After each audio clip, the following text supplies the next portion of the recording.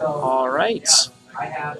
Hello, Twitch. We are coming to you from Dark Tower Games in Bellingham. We'll bring you our FNM here. My name's Glenn Eggers, and this is Aaron Wallace. And we will be bringing you a game shortly. Just want to let you know, if you aren't able to catch our games ever, we do upload them to youtube.com/darktowergames, and we might also be posting them in our Twitch archive soon. Hasn't happened yet, but it probably will. But check out our YouTube page too. We got previous FNMs and Legacy events, so if you're interested in those, go ahead and check those out. But we will bring you a game here very shortly. We have Tom Jacobson on the left with Junk Control, and then Tyler Gardner on the right with a Junk Enchantress deck. Oh, new deck. Yeah, probably similar to like the ones we've seen or you guys might have seen at the Pro Tour. The one that not Patrick Chapin, but the guy he played in the finals was playing something kind of similar. Brain Maggots, Corsair Crewfix, Johnny Event of Heroes kind of deck. So I guess we'll just go to the game screen and bring. So it looks like they already got started. See a Thoughtseize and a Sphere Safety in the graveyard, so it looks like John was able to get rid of a problem card there. Yeah, it's really important that that Thoughtseize hit something, like, because Tyler's playing a lot of enchantments. Really hard to get rid of a lot of enchantments, so that early Thoughtseizes are very important. Yeah, and this is kind of how the Junk Enchantress deck kind of wants to operate too, is we see a turn 2 Dork into a turn 3 Eidolon, and if Tom isn't able to remove the Eidolon here, which he is, if he wasn't though, then the card generation is kind of what Tyler Gardner's looking for. Yeah, he already has the acceleration with the Keratin. Yeah. I did forget to mention we are bringing you round 2, so both these players are already 1-0, so this is round 2 of our standard event. Yeah. Got the ever-present Corsair Crewfix in play, always gaining life and putting extra lands into play. Getting very popular nowadays. Yeah, that Corsair Crewfix is some card.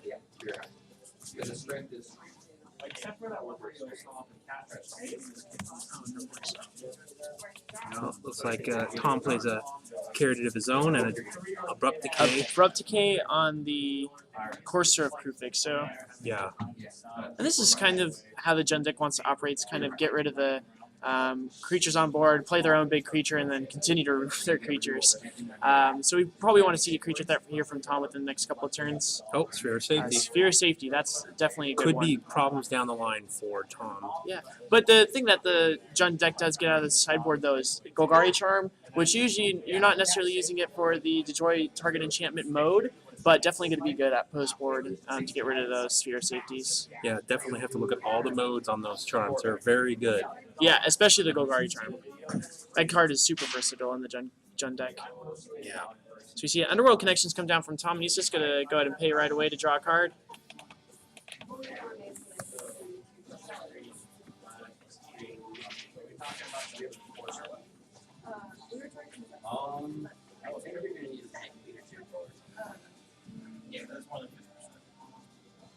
And we see a Brain Maggot come down from Tyler. And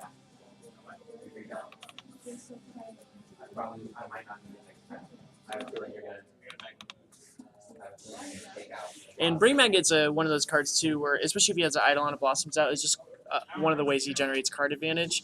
He's just going to take a card here, and then if they had an Eidolon that blossoms out, he also would have just drawn a card.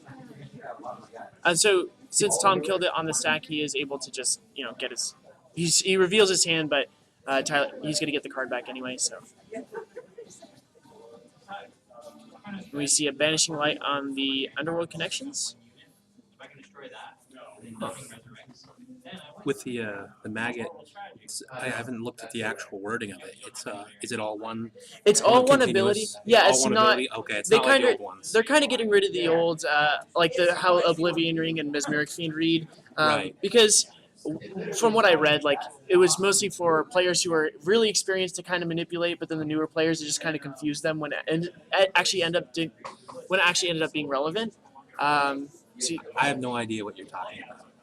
Oh, okay, so I played Magic for so long. Of course I know those dirty tricks. Yeah, but I guess I can explain a little bit further. Oblivion Ring has two triggered abilities. One, it enters the battlefield, exiles a creature, or a permanent rather, and then one, when it leaves, it returns that permanent to the battlefield.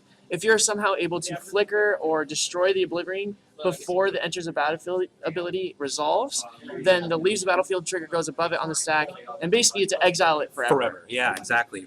Well, look at this. We got a couple cool cards into play. Pelucranos came into play, and the new god from on Tyler's side. Farika. So Farika is actually super synergistic in the deck.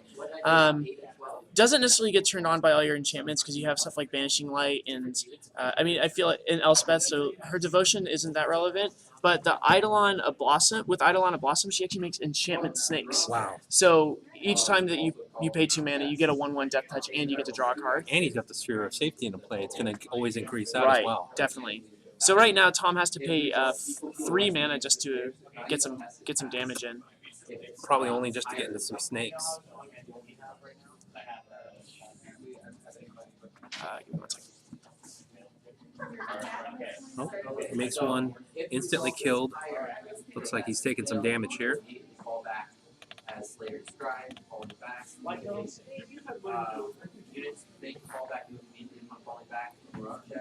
So Tyler's at 9-15.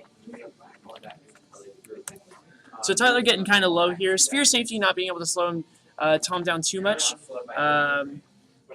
Having the Polycranos to play super fast clock, even if he has to pay 3 mana a turn, he doesn't mind doing so if he's getting 6 damage in. Yeah, not to mention you had an opportunity to monstrous it because the game's not a very tempo-like game. Yeah. It's not a game where you're racing. It's not like our red-white burn versus the Naya decks that we've seen before. Checking and recording with you. No. Actually, like every once in a while, if you want to just like confirm life totals, I guess we can. Yeah. So on your movement phase, the first thing you do. Or it looks like Tyler's using the god again a couple times, put some more enchantments into play. Yeah, I could definitely see Scavenging Ooze coming into play in these matchups. Wow, pretty yeah.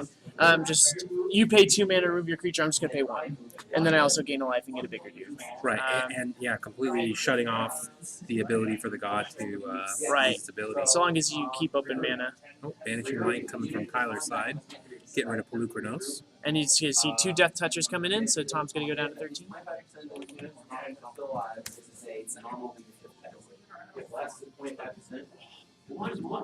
We have a mystery card over on the other side. We'll go get a spotter. Check that out. Yeah, glare on this camera is a... Oh, I think it's a Primeval Bounty, actually. Might be getting a confirmation on that. Primeval Bounty would be insane. If I had taken one more unit, you would have needed double one. So Primeval Bounty, if it is the card. Whenever a land comes into play, he gains 3 life. Whenever he plays a non-creature spell, he puts 3 counters, 3 1/1 counters on a creature. And whenever he plays a creature spell, he puts in a 3/3 beast. Is it Primeval Bounty? It's the new Rampant Growth enchantment. Oh, Rampant Growth enchantment. I was Yeah. wrong. So instead, it's a pay 3 to Rampant Growth. Looks like he's probably keeping it out there just to increase the the effectiveness of the Sphere of Safety. Definitely, definitely. So now, at this point, Tom doesn't have a threat on the field. Looks like has blanks in his uncastable cards, I'm guessing, in his hand, and then he has to pay if he does end up getting a creature out like 6 or 7 right now to attack. Oh, Vraska, that could be a good one. Vraska is a very good one. Probably gonna see him destroy a Sphere of Safety to give him some amount of outs in his top decks. Vraska is very good here. Could he kill a Banishing Light for something, though? He could kill a Banishing Light for a looks like a Underworld Connections or a Polycranos. Getting a second activation on Polycranos could be devastating. Yeah, especially since stop the Death Snakes, or the Death Touch Snakes. It looks like he's going to take an Underworld Connections and enchant one of his untapped lands. Yeah, he has Definitely enough time to use it. Oh, here he Yeah, goes. it seems like, I mean, Tyler's only poking for 2 or 3 damage a turn. So it's not, Tom definitely has time to...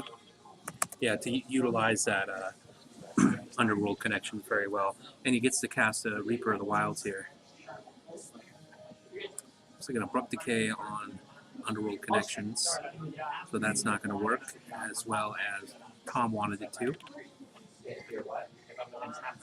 So we see a Reaper of the Wilds come down from Tom. It's definitely one of his better creatures here. However, he didn't leave up mana for the Hexproof. Yeah, I was just talking about that. It was kind of interesting that he played the Reaper. And, Yeah, maybe he just felt like... well, probably the Junk and Enchantress deck doesn't carry too much direct creature removal. Yeah, it's probably just the Banishing Lights, and he's already seen 2, so he's probably thinking He's fairly safe. he's fairly safe. But it could be could be relevant here. Yeah. So we see the snakes come in at Vraska. Definitely a good choice. 2 more turns and it would have destroyed another permanent. And I think Tyler definitely wants to keep his Sphere safety in. Another carried hit. You know, what would be sweet here is a Mizium Mortars. There are 2 in Tom's deck, so at any point, if he top decks that, he can just overload to kill all of Tyler's creatures. And at this point, getting a lot of scries as well. Looks like Tyler is content just to chump block with his carried hit and probably make an enchantment. But this is kind of one of the cool things about the Jund deck too, is even though it didn't. Looks like Tom forgot to pay for his Sphere safety. We'll go fix that right now.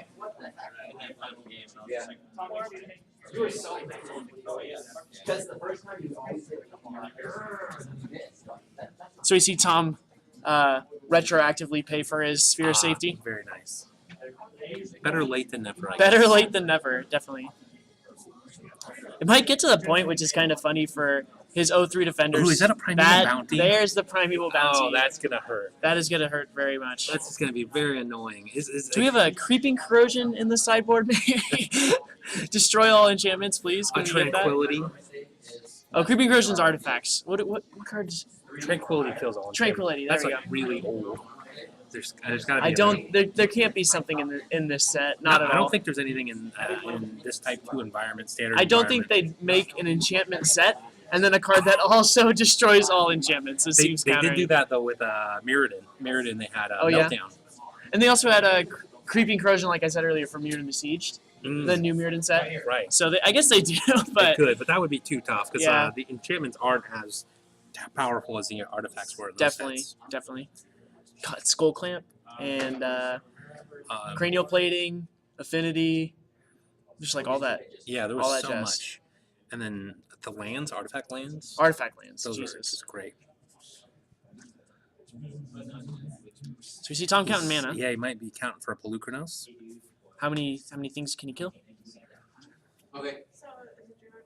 I think even still though, Tyler's in a very good position. I think he actually missed a game 3 here.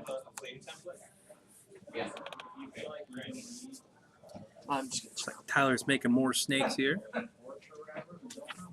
Ran out of actual snake tokens. Oh, doesn't matter. It looks like they're getting shot out of the air. I don't think Tom is getting his scries from the Reaper, but it's not a mandatory one, right? Yeah, I guess so. So what do we see here? We see combat from Polykranos. Yeah, this turn order has been really interesting. I think he already actually attacked. I think Tyler's untapping. So we see Corsair Krufix come down. He gets a 3/3 Beast. Yeah, Primeval Bounty in this matchup.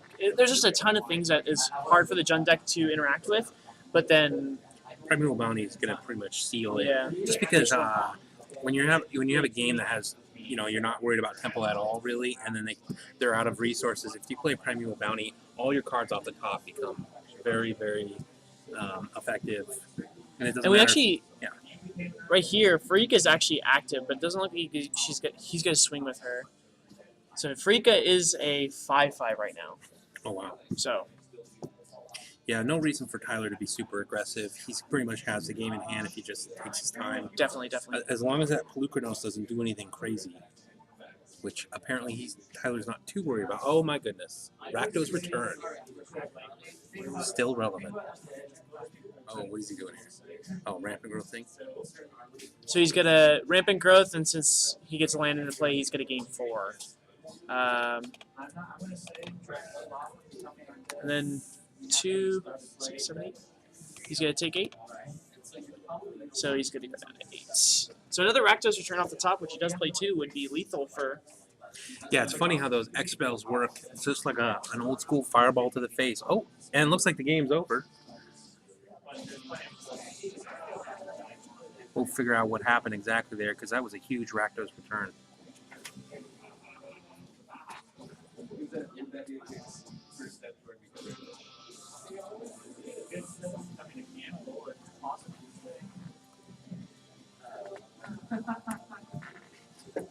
Who got that game? So Tyler ended up getting that game.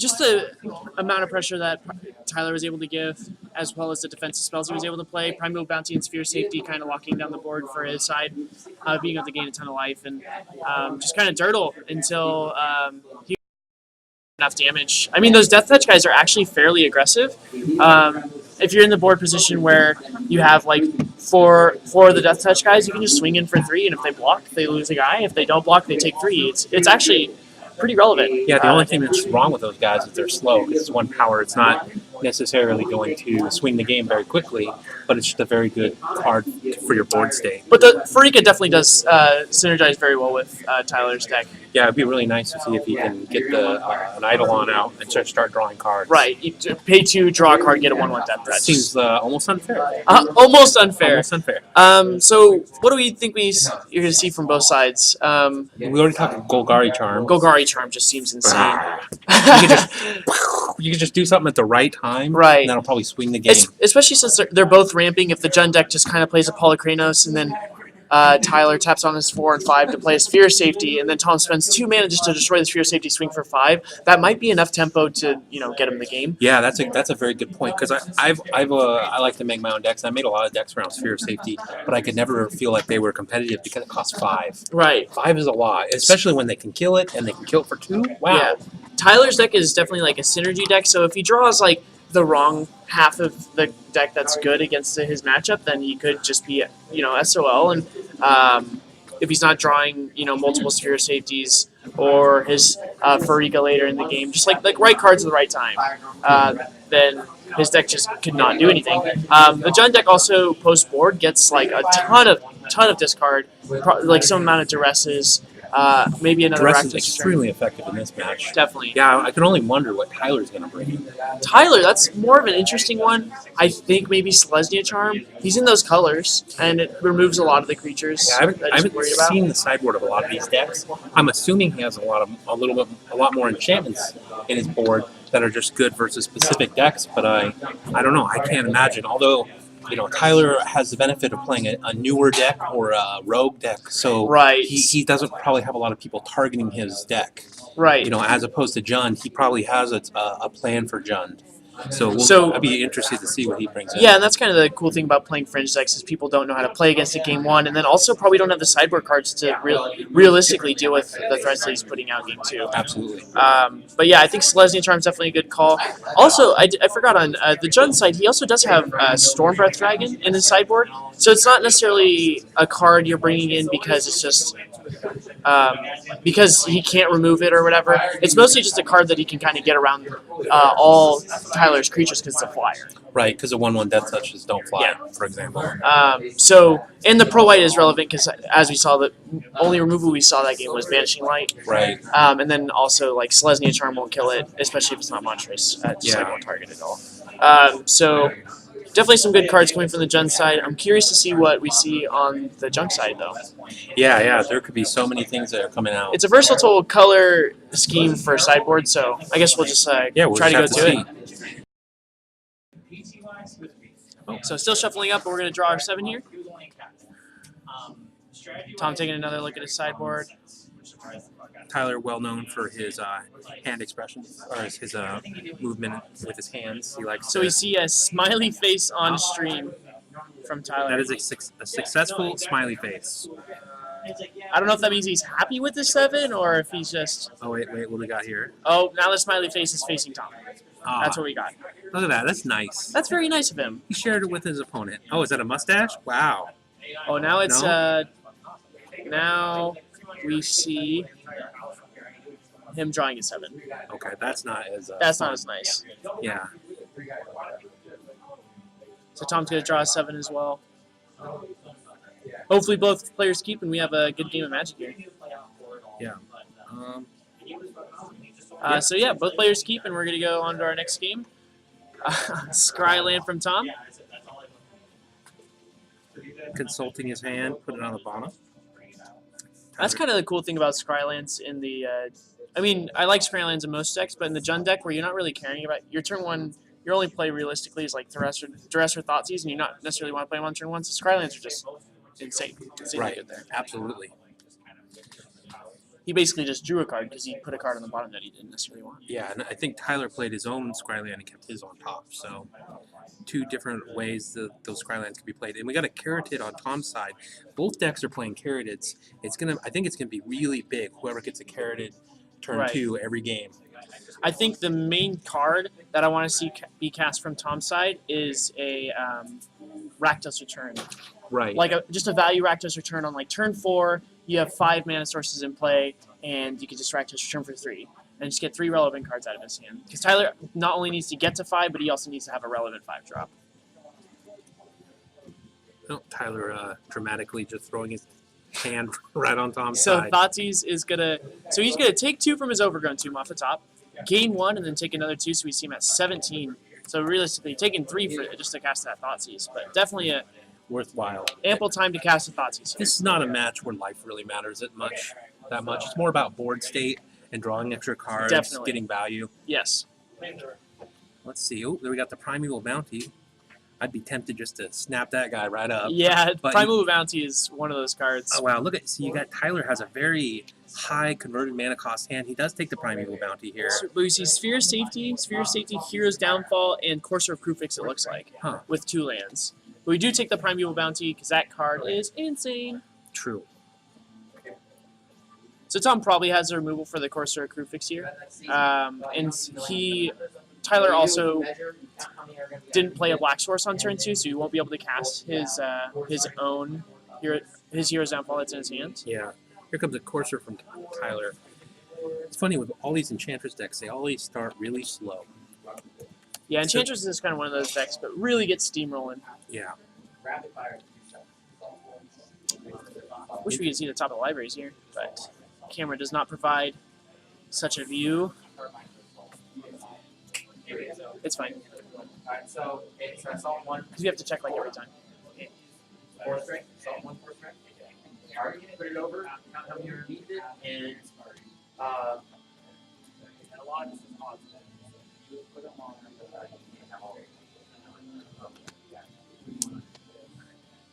So Tom really considering the top of his library there, but he did end up playing a Scryland off the top. He's going to gain a life.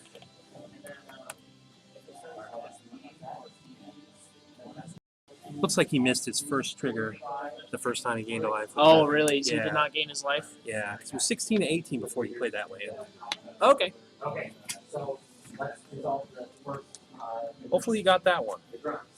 So you see an Abrupt Decay on the Courser Krufix. Tyler kind of beating himself up about that one. Not happy. Not very happy. So we see combat for 4 with the Mutavault. So kind of going on an aggressive plan here. Not keeping open a removal spell, but just kind of getting in there. And we see a Thoughtseize come down from Tyler, bringing Tyler to 12. So this actually could be one of those games where it comes down to life totals, which is kind of interesting. We don't see that in these decks very often. That's true. With the cards like Courser, though, and Mutavault, those are cards, you don't necessarily see them very often in Jund.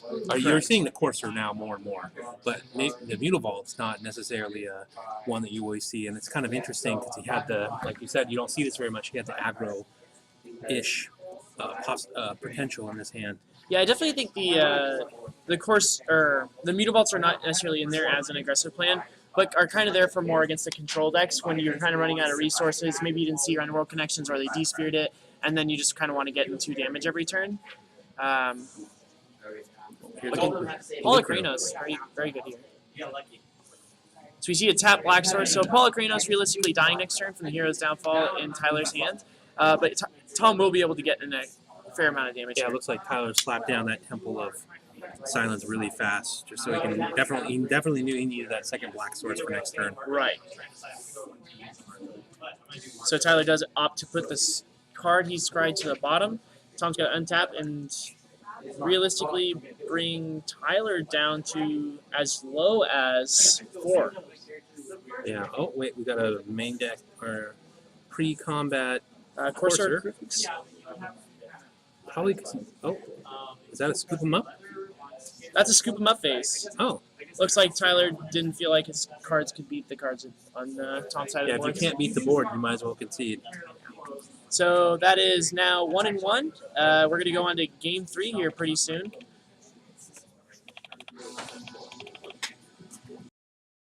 how do you? Did you see any sideboard cards that game? I didn't see any that I really recognized as sideboard cards. Maybe the Thoughtseize and the Hero's Downfall from Tyler's side.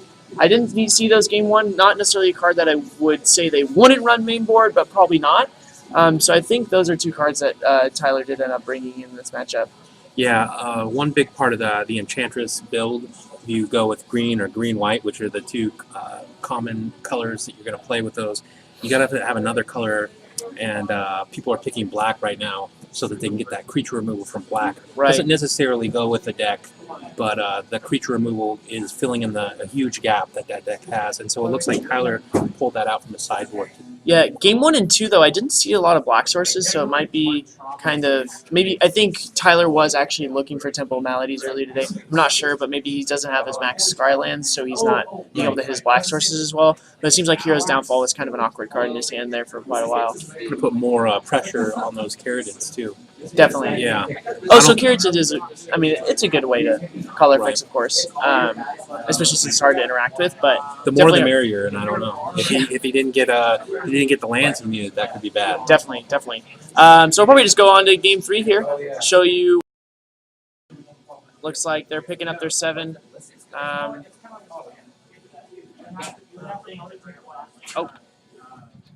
We might still be sideboarding. Tom may be deciding whether or not his sideboard was optimized in his game 2. Yeah, when you play against these decks that you don't know too much about, like the Junk Enchantress deck, you might actually go, oh wait, I needed to have that game, but I didn't realize it. Or maybe you saw a card from their sideboard Right. that alters your decision for Maybe your sideboard. he forgot about Golgari Charm. Right. That's very easy to do.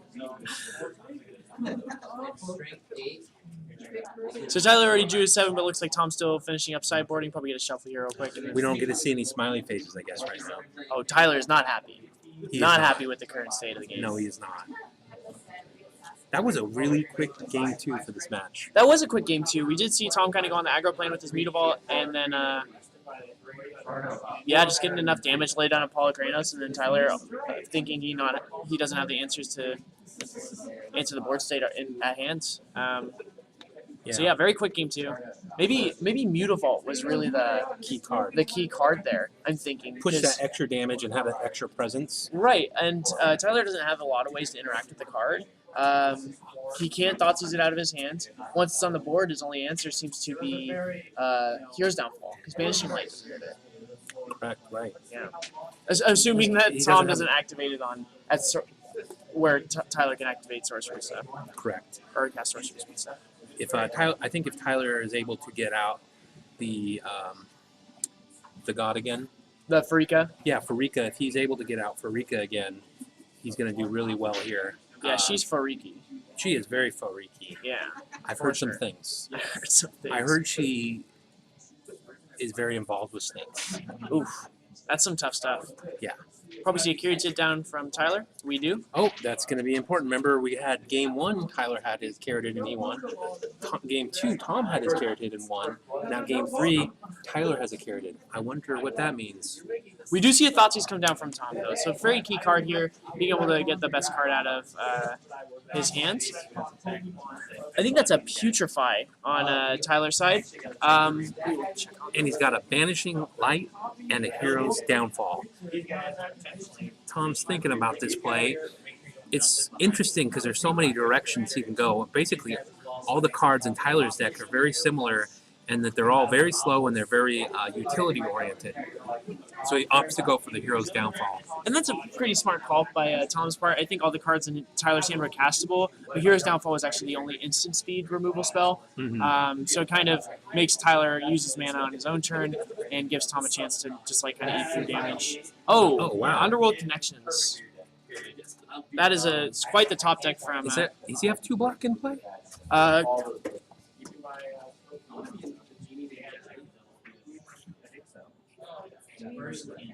Oh, looks like Tyler played the wrong land, or doesn't. Okay, it looks like Tyler is gonna redo his plays here. Take 2 from an Overgrown Tomb, and then play his Underworld Connections. which is immediately abrupt decay. And he's going to end up drawing a card on it. So kind of good on Tyler's part. He did 2 for 1 there. Which he is was pretty able crucial in this match. Yeah, he was able to draw a card, and then he had to remove it, so definitely good there. Yeah, that's an opportunity where I wouldn't mind, taking 3 or 4 life to get an extra card. Definitely.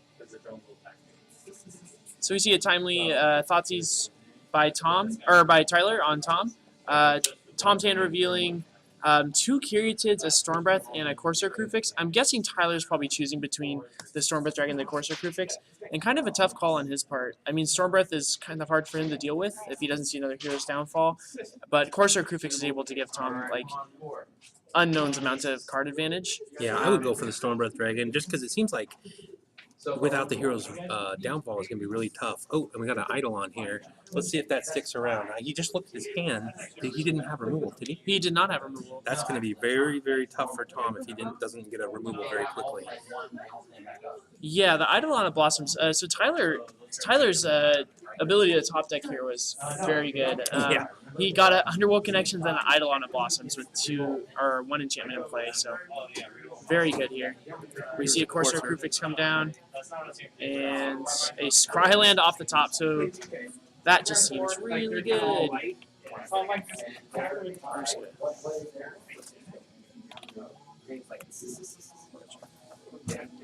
All right. Passes the turn back to Tyler.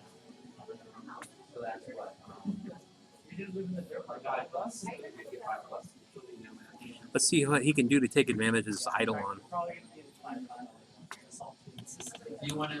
Well, the Banishing Light in his hand is, enough value on its own. But we do see a Rampant Growth come down. He's going to draw a card, and then he's got a Banishing Light, that Corsair Crewfix. 2 cards in that turn.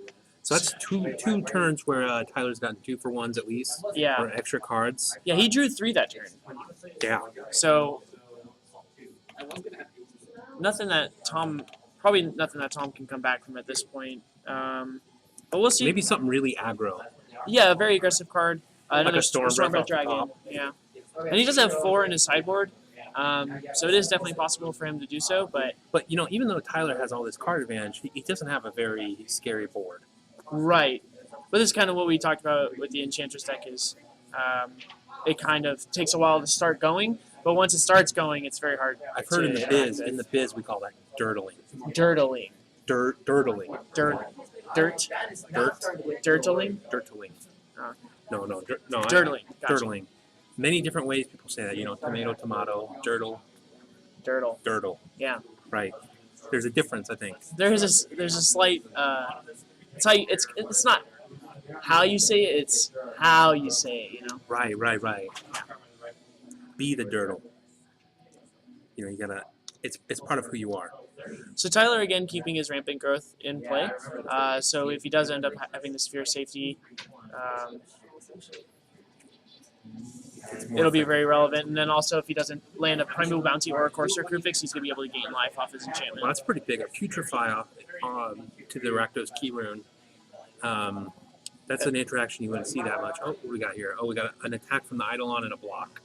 So it looks like Tyler forgot that Tom had the Caryatid, or he just was trying to challenge him. Or maybe realized that he has it, but if he had sided in Selesnya Charm, it might be a time to use it there. Probably not, but it could happen. Right. So we see the Thoughtseize come down again. Oh, Primeval Bounty. Good. Is that an Elspeth too? Primeval Bounty and an Elspeth. Ooh. I don't know which one's more. I would take. Elspeth is evil and scary. She is a Primeval bad Bounty lady. is evil and scary. It is. It is. It's a different kind of evil and scary, but that card enables Oh wow! Did Tyler's he deck to play really- another one? What did he do? Rakdos Return? Oh, it does look like a Rakdos Return. Huh. So the problem with Tom at this point is Tom with Tyler's deck is Tyler's able to get card advantage from his Eidolon of Blossoms, and Tom's top decking with no sources of card advantage. And at any point, Tyler can just top deck the Sphere of Safety or the Primeval Bounty or another Elspeth, and Tom can't actually interact with it. Right, and Jun usually likes to play off the top, but not against the deck like Junk Enchantress. Definitely. And it looks like an Erebos just came into play. Wow. Card advantage, here we come. Card So he advantage did City. draw 2 cards. And drew one for putting into play. Yeah, that seems really good for Tyler there.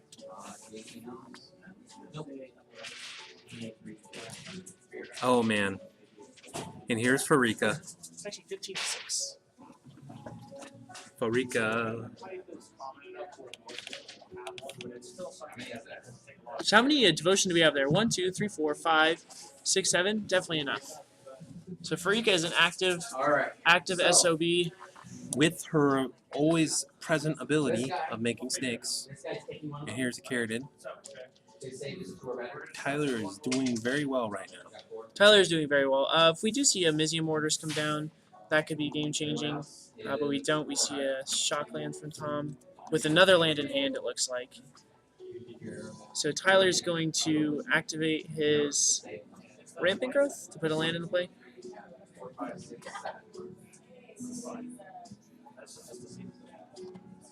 Okay, so we're starting with Joel. Okay, Joel, do we want to go counterclockwise or clockwise?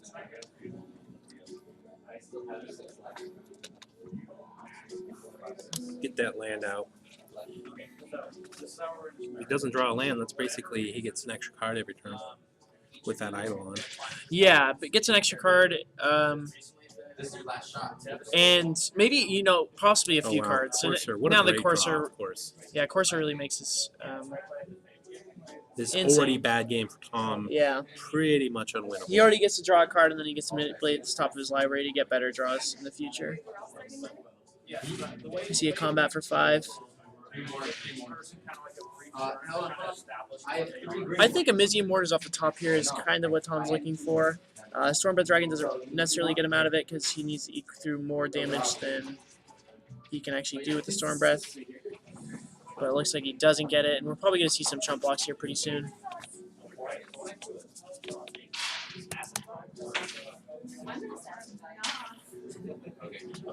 He needs his tranquility now. He does need his Tranquility. Tranquility wouldn't necessarily do it even, though. He would still have Erebos and Farika in play because they're indestructible, and all his plants, his Caryatids. He would get his Polar Kranos back, which is pretty good. Or what's under the Banishing Light? Is that a Courser prefix? I think it's a Courser. Oh, Courser? 100%. I think it looks like a Courser. Just look at how fast Tyler's deck is going down in size, too. The amount of cards he's able to play. And, oh, this actually might be relevant. I think we see Tyler go down to 4. I'm going to get a check on that because that is a very relevant line. Pretty much like being flooded and looted as we walk and I guess my first question where do you start heading? Alright. I think we missed some life gain from Courser Krupix. It's actually 5-9 now. We do not see a block on the Farika, bringing down to 5. And a Banishing Light on his own Keratin, probably to draw a card.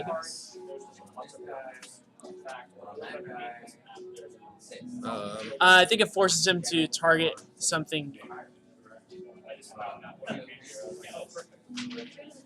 Target something he doesn't control, but he's just going to cast it to draw a card, and it doesn't actually. It target when it enters the battlefield, not as it's like you have to target it on the stack so you can actually cast that. I see. Yeah. The city itself, the way it looks is you have an ocean to its south. And the ocean Tom pulls a card, count his mana. Ooh, I wonder if he drew the Rakdos. Or maybe it is the Stormbreath Dragon, and he would be able to. He's maybe looking if he can play it and Monstrous in the same turn, but I don't think he can, even if he did.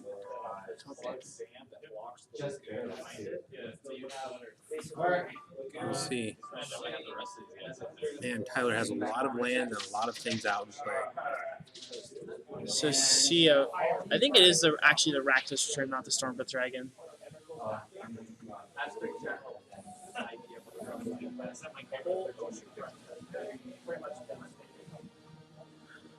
If it's the Rakdos return, oh man, The there's third Courser. Courser, game 3. Who needs Primeval Bounty when you have 3 Coursers to gain 3 life? big thing came out of the ocean. So this might be a lethal attack. He can only block 2 of them. So not a lethal attack, but Tom will have to block 2 things. He will take 4 and go to 1. Okay.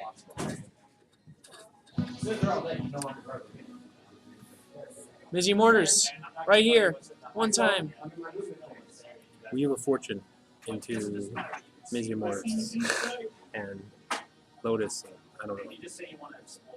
Oh, He did have the Rakdos. How much did he do it for? He could do it for 7. But after all that life. Yeah, all that life gain from the Corsair Crew Fix really put that in Tyler's favor.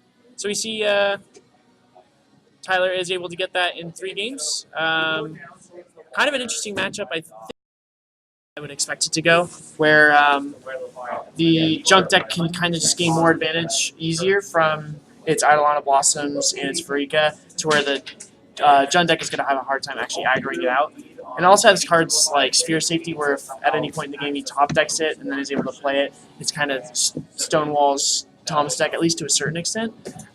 So I think Jun definitely is not disfavored, but it kind of depends on like a crucial turn 4 and 5 for him to win. Yeah, this game. I'd wonder what Tom took out of his deck for sideboarding, because in that 3rd game, Tyler played the Eidolon, and it wasn't contested at all. You know, it wasn't killed. I think it was a turn 4 or 5. I know that Tyler thought saves. I don't think he took a removal spell. He might have, but basically there was no removal in sight. Yeah, we didn't Jun see a deck. removal spell from the Jun deck. So he might have cited out a lot of his removal that he thought was not as good, maybe Dreadbores, because the only targetable creatures are Corsair Crewfix and Eidolon Blossoms. I'm not sure, or even the Hero's Downfall, because I don't know if we saw an Elspeth either of the previous games.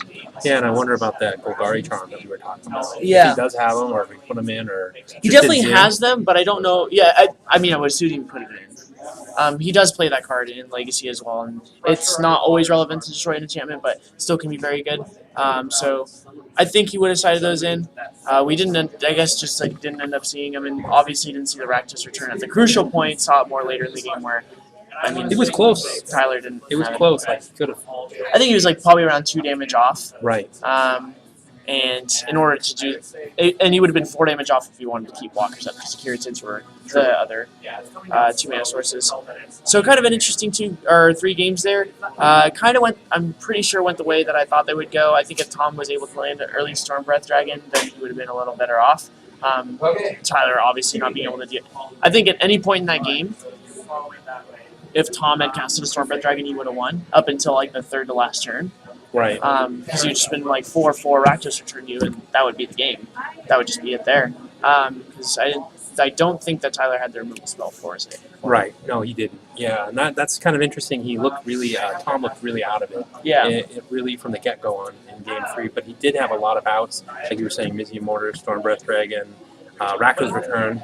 Rakdos Return would have been probably his worst of the 3 outs. I think if he had seen 2 of those spells rather than just seeing 1, or just saw a Storm Breath Dragon like 4 turns before he had lost, he would have been perfectly okay. Yeah, But Golgari Charm would have been didn't tough happen. too. Golgari Charm would have been alright. Because you always get rid of those Vanishing Light targets. Yeah, Banishing Light, get a Corsair Crew Fix back, maybe get some card advantage off of it. But yeah, a couple interesting games. We'll probably be bringing you round 3 here pretty soon. But stay tuned, and we'll be back with you as soon as we can.